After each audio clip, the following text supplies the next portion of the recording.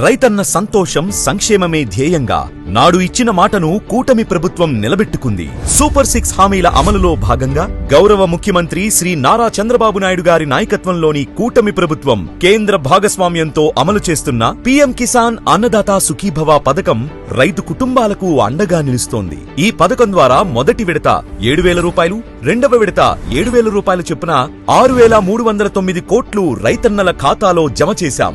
నేడు మూడవ విడతగా 46 లక్షల మందికి పైగా రైతులకు 6,000 రూపాయల చొప్పున 2,676 కోట్లు అందిస్తున్నాం. 3 విడతలు కలిపి ప్రతి రైతు కుటుంబానికి ఏడాదికి 20,000 రూపాయలు ఇచ్చాం. దీంతో ఒక్క ఏడాదిలో రైతు సోదరులకు 8,985 కోట్ల రూపాయల సాయం అందింది.